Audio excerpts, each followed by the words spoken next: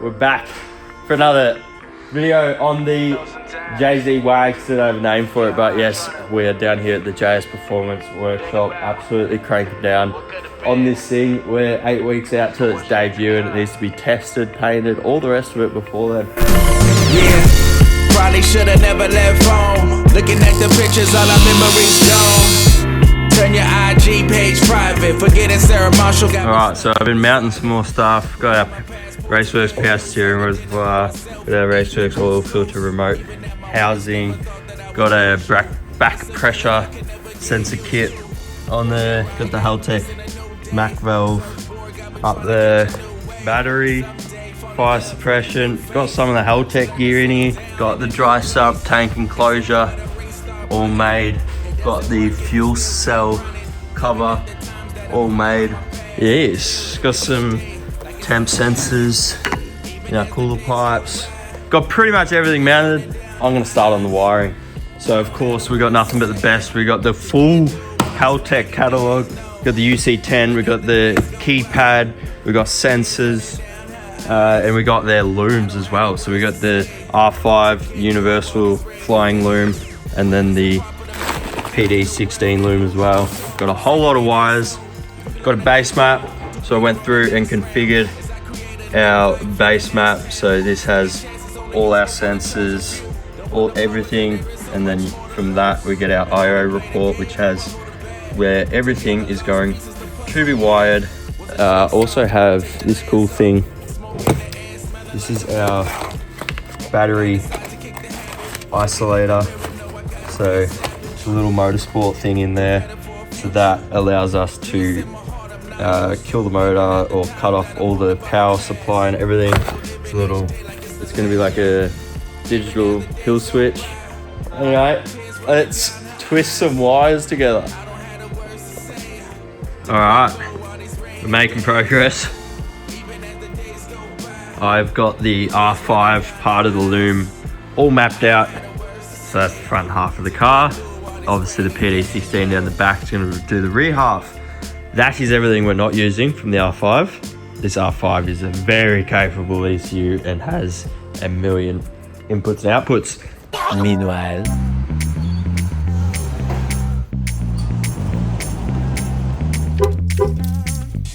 yeah, look at that. Carbon fiber.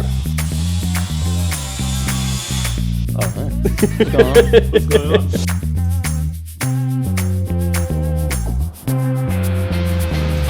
We're here and we're still grinding. How many weeks left now? 3, 4, 5. All right, before we get into the video, I need to tell you that this is the final week to get in on the Japan trip. Now this is open to Australia and New Zealand, and one of you will be coming with me to Japan for the ultimate life-changing experience. So we've just slashed the cap to 800 people to get in on this draw. So what are you waiting for? Head to the website, keepreet.com, and we'll be drawing it on Monday, so get on it. 6 weeks to the event. Yeah, no. Been a little bit since the last update, but there's things happening in the background. Jesse's been slacking off last week. Had personal endeavors of Matsuri. So he's on wiring now.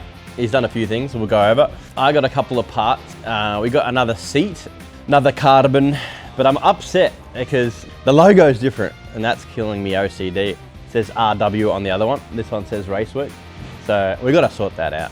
That's a very important issue on this whole situation. But apart from that, where are we at? Like, what are we actually missing? We started the wiring, so we got a buckload of Haltech products. Yes. So PD16 is going to run the rear half of the car. We haven't started that just yet, but we got the R5 in, which is going to run the front half of the car.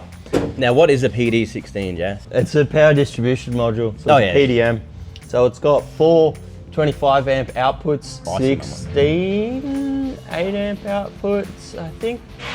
So it's going to run our fuel pumps, our thermo fans, nitrous blanket, any sensors back here, pretty much anything electrical back after the car's going to do. It's going to do the brake lights. Yeah, it's gangster. It's so good being able to split the loom up. And then it just talks to the main ECU via a CAN bus, 4-wire cable.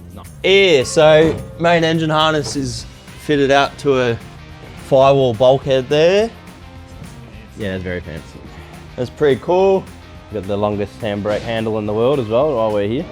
Yeah. Nice little kickers to it. I know. Look, it's a little bit of an experiment. Yeah. And Can you pull on it? Guess his it's ideas. a little bit scary, but What's the leverage like? Well, it's not. You don't know what it's going to do until it's hooked up. the idea is to run a one size up master cylinder for each of them and have more leverage so it locks them easily. But Yeah. because it's a two-way down handbrake, the weight of the handle is going to be leaning on the front brakes. So I've got to overcome that. Yeah. There may be a spring required, except the master cylinder for the front brakes is so big that the weight shouldn't really do anything. Anyway. We've got the engine harness here. It's pretty much pinned out. I'm just waiting on a couple of things. Ooh. It's all labelled so Jason can't get it wrong when he's rebuilding his engine in America. Yes. Just constant questions. What's this plug with no labels that's not doing anything? Yeah, Constant barrel Wagz things. He's No. upping his game. yeah, trying to. That obviously. I love that. This pin setup's wild, apart from the danger of bending pins. Nah, the way it's keyed and everything, Like slots it in pulls there, you itself in. can't.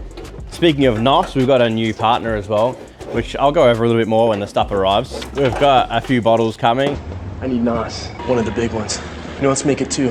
and we're running a direct injection kit. So NOS is definitely new for both of us. The good thing is Plasman has the ports for it underneath.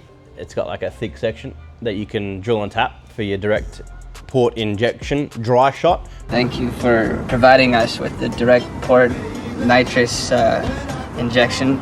Not a wet shot like a lot of people do in front of the throttle body and stuff, which is like fuel and NOS. This is literally just straight in the proper way. And then use the injectors to add the fuel.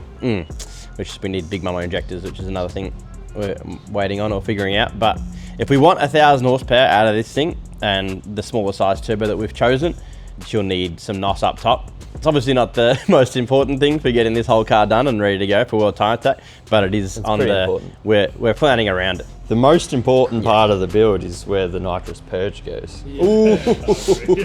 Yeah, I mean, twin. at the end of the day, if this thing isn't done for whatever reason, it's a possibility. As long as nitrous purge is set up and the car's there on display, then It's not right attitude. everyone will be happy. There you go. Goes in there, and then when you twist that, it pulls itself in. That's good. Oh, is that all it is? Yeah. One little twist. Where's this from? It's Raceworks supplied it, Okay. but it's a Deutsch. It's just okay, a so generic it's got Deutsch. like a real direct, like you can't, got a real direct like guide on it. I'm just trying to suss because I'm Yeah, no, you can't get it wrong. just making sure it's James proof. Yeah, Jim Bell sick. approved. And then there's just these two big power ones here. Those wires are too big to put through the bulkheads. So. Also, quick connect. Main power cable. Your main power for your starter and alternators. Quick connect as That's well. super fancy. That's designed for like. It's like a Lego. It's designed for like solar and EV vehicles. Flares. Hilarious. So So- you've done some trimming.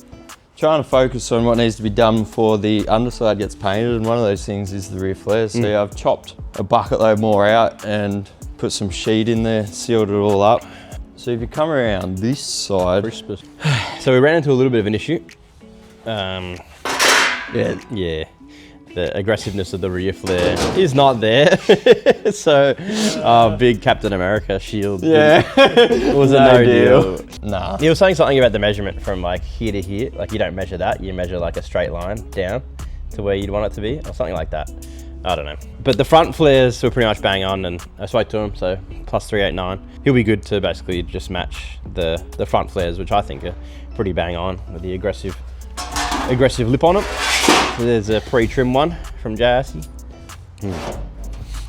The good thing about this big thick lip, it gives you a lot of up and down for the big chonk tire, which I like. The old Wagz, it's actually, I don't think it's really hit, but it comes close to hitting at the top because of the shorter. Well, it runs actually quite high, the flare on the Wagz, looking at photos, especially the front one.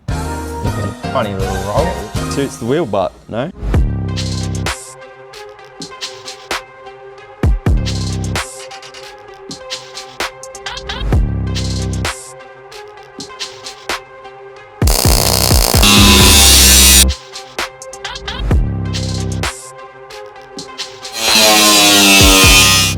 It's because of this.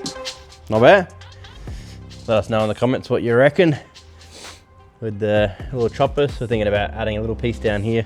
On the old Wagz we had something under here, but it kind of gets in the way. Actually got hit a few times, so kind of all further straight on the back. Yeah, I think it'll work with the whole image and the skirts. I'll show them these spicy mamas before they go on. Next video. Ready for it? Ooh. That's a gel cap. Yeah, no, I'll ruin it. Look how shiny it is. Makes the wheels look like $1,000,000, mate. The only other thing that we didn't touch on, which I'll quickly touch on before we wrap up, he's got a little cover there for the radiant, so that seals it off to the cabin, which is what you need. And he's got a filler neck. It'll go from there up, all the way up to this not awkwardly high position to fill her up with the radium quick fill. And then yeah, badoosh it in there. Oh, you probably hold it like that, yeah. And then you, and then it quick fills. Interested to see how quick it fills, because it's one of the most annoying things, just standing there holding your jerry can, waiting for it to empty. Jerry? Huh? Who's Jerry? Gary can. We're getting there. Doesn't feel like we've done much. I've definitely not done much. But Jazzy's getting it done, and the deadline's getting closer, so yeah, on the next video we'll have more spicy updates. Hopefully a running car soon. We'll see what happens.